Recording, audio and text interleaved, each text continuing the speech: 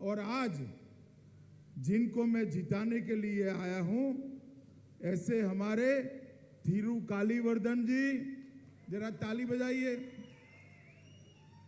और आज यहां पर आए हुए प्यारे भाइयों, बहनों, माताओं, आप सभी को वणक्कम, नमस्कार।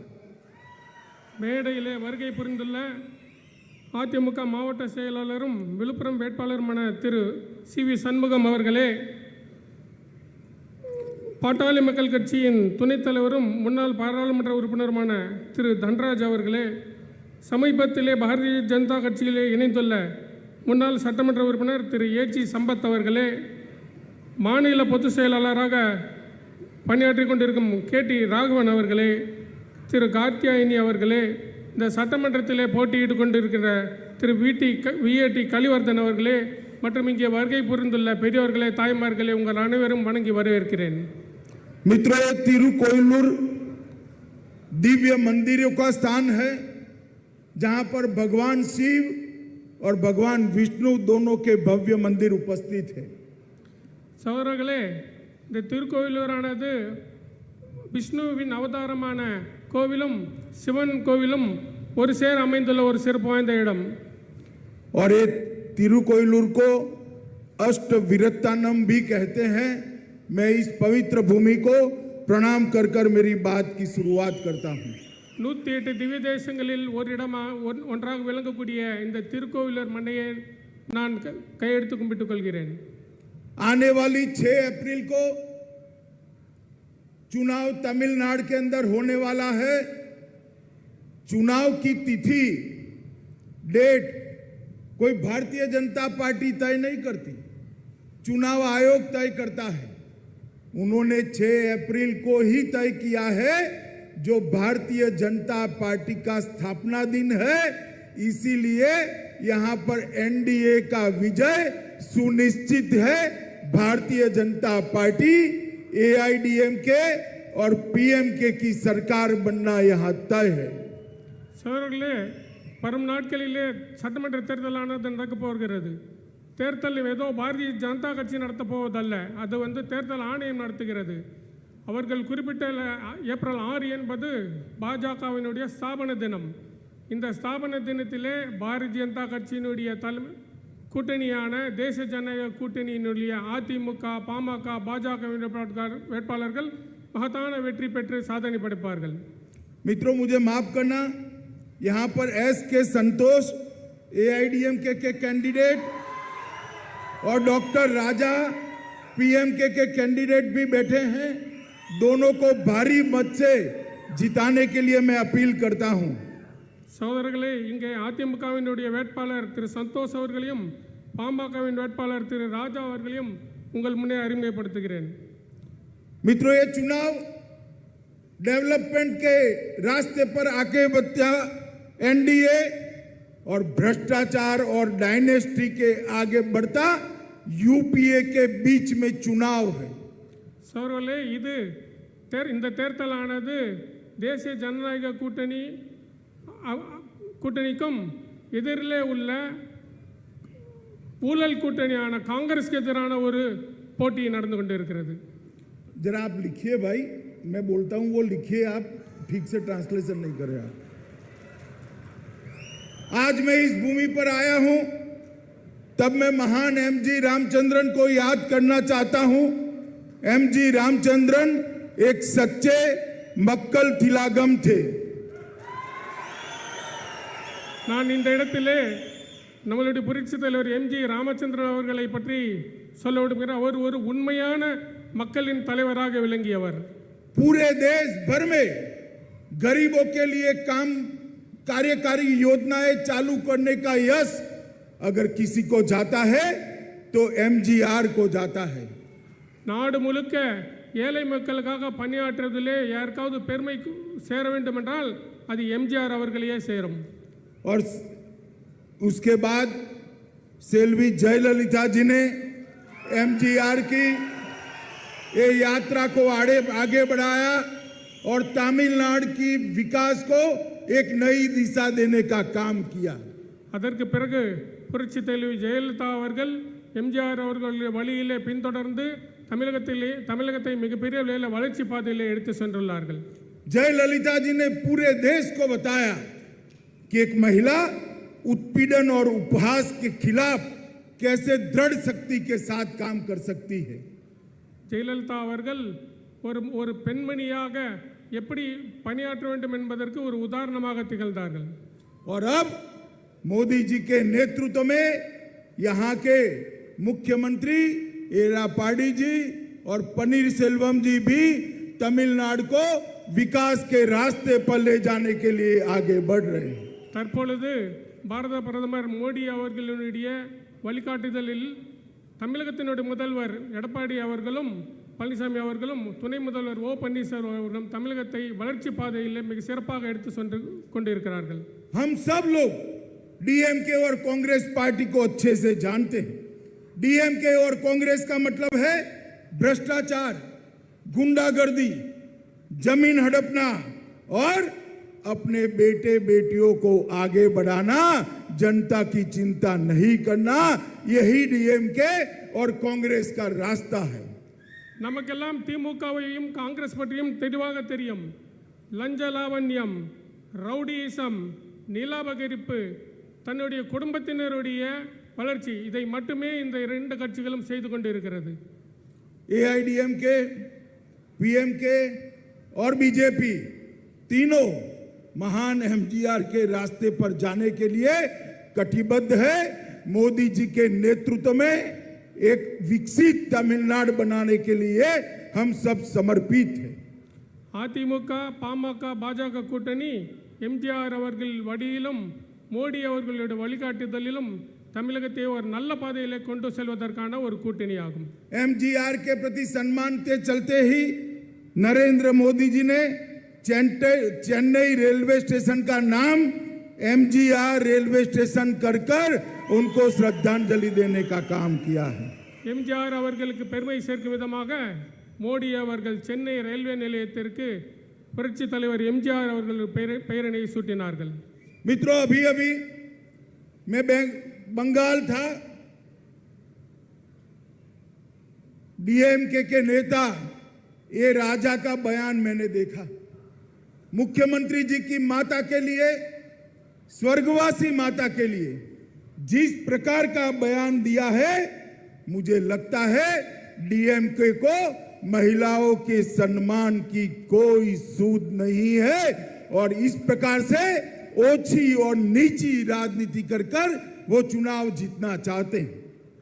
சோழர்களே, சமீபத்திலே கூட திமுகவினுடைய ஆர் ராசா அவர்கள் காலம் சென்ற நம்மளுடைய முதலமைச்சருடைய தயாரை பற்றி மிக தரைக்குறைவாக பேசியுள்ளார்கள். இவர்கள் எப்படியாவது தேர்தலை ஜெயித்து விட வேண்டும் என்பதற்காக இந்த மாதிரி தரக்குறைவான வார்த்தைகளை பயன்படுத்தி வருகிறார்கள். भूतकाल में भी डीएमके ने जयललिता जी के लिए ऐसी अभद्र टिप्पणियां की थी. जयललिता जी के लिए भी ऐसा बोला था. ஏற்கனவே முன்காலங்களில் கூட அவர்கள் புரட்சி தலைவி ஜெயலலிதா அவர்களை பற்றியும் இதே போல அவர்கள் பல்வேறு கருத்துக்களை சொல்லியுள்ளார்கள். मैं पूरे तमिलनाडु की माताओं बहनों को अपील करने आया हूं, महिला विरोधी डीएमके को इस चुनाव में परास्त कर उनको सबक सिखाना चाहिए. நான் தமிழக மக்களிடம் கேட்க வந்துள்ளது என்னவென்றால், இப்படி மகளிர் பற்றி, தாய்மார்களை பற்றி அவதூறு பரப்பிக் கொண்டிருக்கும் திமுக கூட்டணிக்கு ஒரு பாடம் கற்பிக்க வேண்டும். मुझे आश्चर्य है, स्टालिन यहाँ के नेता डीएमके के वो भ्रष्टाचार की बात कर रहे हैं. अरे स्टालिन साहब, आपकी सरकार की कच्ची परतें देखिए. ये 2G घोटाले के, सन टीवी घोटाले के पैसे आपके घर में पड़े हुए हैं. ஸ்டாலின் அவர்கள் தமிழகத்திலே ஊழலை பற்றி பேசிக் கொண்டிருக்கிறார்கள். கொஞ்சம் உங்களை திரும்பி பாருங்கள். 2Gயும் சன் டிவியும் என்னென்ன ஊழல் செய்திருக்கிறது என்பதை நீங்கள் உங்களுக்கு கொஞ்சம் திரும்பி பாருங்கள். ये डीएमके पार्टी कोई राजनीतिक दल नहीं रह गई है. ये अनऑफिशियली एक व्यापारिक बिजनेस ऑर्गेनाइजेशन है. டிஎம்கே பார்ட்டி என்பது ஒரு அரசியல் கட்சி அல்ல, அது ஒரு வியாபார நிறுவனமாக செயல்பட்டு கொண்டிருக்கிறது. आज एक भूमिपुत्र एक किसान का बेटा ई पलानीस्वामी तमिलनाडु के मुख्यमंत्री है। मैं दोनों को सीएम और डिप्टी सीएम को बधाई देना चाहता हूं कि इन्होंने कोरोना के खिलाफ तमिलनाडु की जनता को बचाने का काम किया है। நான் இந்த நேரத்திலே தமிழக முதல்வர் மண்ணின் மைந்தர் விவசாய குடும்பத்திலிருந்து வந்த எடப்பாடியார் அவர்களுக்கு ஒரு வாழ்த்துக்களை தெரிவித்துக் கொள்ள விரும்புகிறேன். கொரோனாவிலிருந்து தமிழக மக்களை காப்பாற்றியதில் அவர் மிக சிறப்பாக செயல்பட்டுள்ளார்கள். और दूसरी ओर डीएमके पार्टी और कांग्रेस पार्टी उनके मन में तमिलनाडु की जनता की चिंता नहीं है। सोनिया गांधी को राहुल गांधी की चिंता है और स्टालिन जी को उदयनिधि की चिंता है। ये दोनों अपने बेटों के लिए काम कर रहे हैं। அதே நேரத்திலே திமுகவிற்கும் காங்கிரசுக்கும் தமிழக மக்களை பற்றி கவலை இல்லை. சோனியா அவர்களுக்கு ராகுலை நினைத்த கவலை, ஸ்டாலினுக்கு உதயநிதியை நினைத்த கவலை, இவர்களுக்கு தன்னுடைய பிள்ளைகளை நினைத்து தான் கவலைப்படுகிறார்கள். मित्रों, नरेंद्र मोदी जी के मन में तमिलनाडु तमिल भाषा के लिए अपार प्यार और सम्मान है। சகோதரர்களே, பாரத பிரதமர் அவர்களுக்கு தமிழ் மொழி பற்றியும் தமிழ் மக்களின் மீதும் மிகப்பெரிய ஒரு அன்பும் பாசமும் இருக்கிறது. विश्व भर में कहीं पर भी जाते हैं तमिल भाषा के सुवाक्यों को वो अपने भाषण में दोहराते हैं।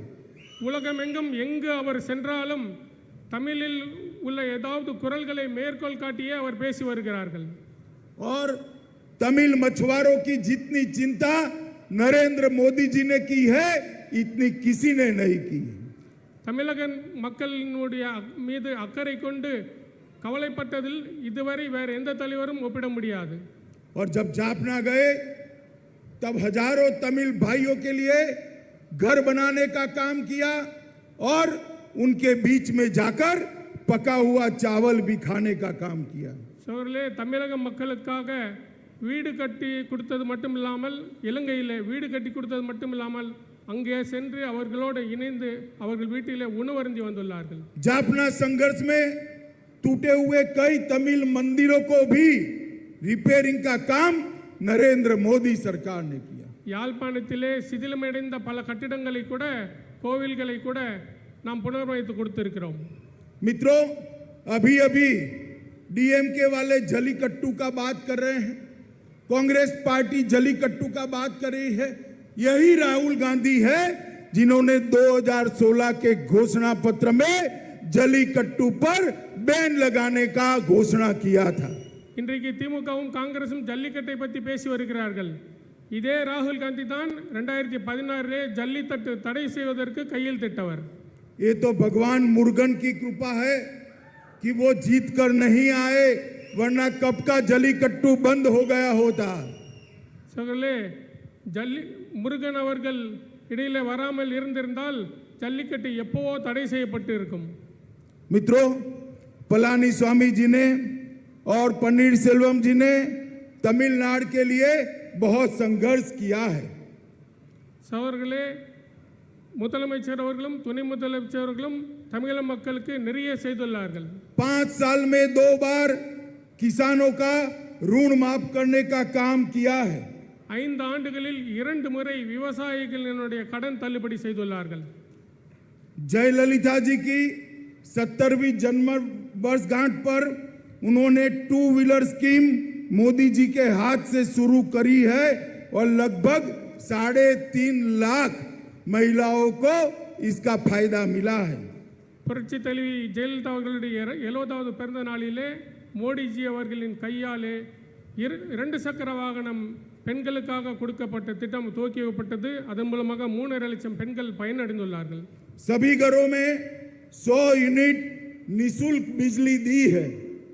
அனைத்து வீடுகளுக்கும் 100 யூனிட் இலவச மின்சாரம் வழங்கி வருகிறார்கள். अम्मा फार्मेसी शुरू करने का काम किया है। அம்மா மினி கிளினிக் திட்டங்கள் துவக்கப்பட்டுள்ளது. मित्रों, नरेंद्र मोदी जी ने भी अनेक काम तमिलनाडु के लिए किए हैं। சகோதரர்களே, நரேந்திர மோடி அவர்களும் தமிழ்நாட்டுக்காக நிறைய திட்டங்களை கொண்டு வந்துள்ளார்கள். इसी बजट में 1 लाख करोड़ रुपया नेशनल हाईवे के लिए तमिलनाडु को देने का काम किया है। கடந்த சமீபத்தில் நடந்த பட்ஜெட்டில் கூட சாலை மேம்பாட்டுக்காக தமிழகத்துக்கு 1,00,000 கோடி ரூபாய்க்கு மேல் ஒதுக்கப்பட்டுள்ளது. साथ में 63,000 करोड़ से चेन्नई मेट्रो फेज 2 का भी काम दिया है. சென்னை மெட்ரோ விரிவாக்கத்திற்காக 63,000 கோடி ரூபாய் ஒதுக்கப்பட்டுள்ளது. तमिलनाडु में डिफेंस कॉरिडोर बनाने का काम भारतीय जनता पार्टी की नरेंद्र मोदी सरकार ने किया है. தமிழகத்திலே இராணுவ தளவாடங்கள் உற்பத்தி செய்வதற்கான டிஃபென்ஸ் காரிடார் நம்மளுடைய மோடிஜி அவர்கள் அரசாங்கமானது இங்கேயும் ஒதுக்கியுள்ளது. एक एम्स की स्थापना मदुरई के अंदर करने का काम भी भारतीय जनता पार्टी की सरकार ने किया है. மதுரை பகுதியின் விரிவாக்கத்திற்காக நிறைய திட்டங்களை நாம் செய்திருக்கிறோம். எய்ம்ஸ் திட்டத்திற்காக.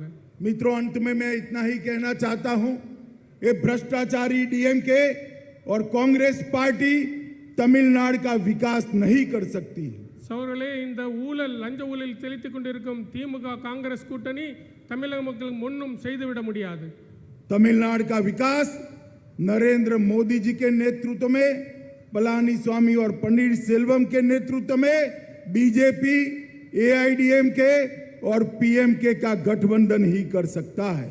தமிழகத்தின் வளர்ச்சியும் நன்மையும் நரேந்திர மோடி அவர்களுடைய வழிகாட்டுதலிலே நம்மளுடைய முதல்வர் பழனிசாமி அவர்களும் துணை முதல்வர் ஓ பன்னீர்செல்வம் அவர்களோடு இணைந்து இந்த பாமக, அதிமுக, பாஜக கூட்டணியால் தான் செய்ய முடியும். अंत में आप सभी के माध्यम से मैं तमिलनाडु की महान जनता को यही विनंती करने आया हूं कि एआईडीएमके, पीएमके और बीजेपी के सभी प्रत्याशियों को प्रचंड बहुमत से विजयी बनाइए और मोदी जी की विजय यात्रा, मोदी जी की विकास यात्रा में शामिल होइए. சோழர்களே, நான் உங்களிடத்தில் ஒரு விஷயத்தை கேட்க வந்துள்ளேன். இங்கே இருக்கிறவர்கள் மூலமாக தமிழக மக்களுக்கு இங்கே போட்டியிடும் அதிமுக, பாமக, பாஜக வேட்பாளர்கள் அனைவரும் பெருவாரான வாக்கு வித்தியாசம். நீங்களும் பாரதம் முழுக்க நடந்து கொண்டிருக்கும் வெற்றி யாத்திரை, சங்கல்ப யாத்திரைங்கிறதுல நீங்களும் இணைந்து வெற்றி பெற வேண்டும் என்று கேட்டுக்கொள்கிறேன்.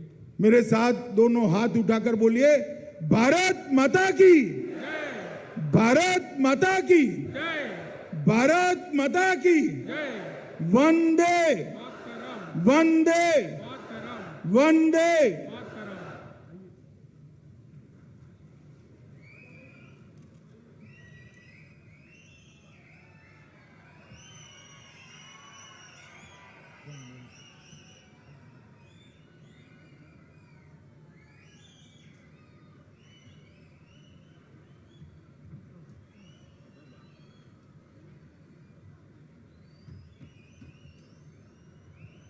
வெற்றிவேல்.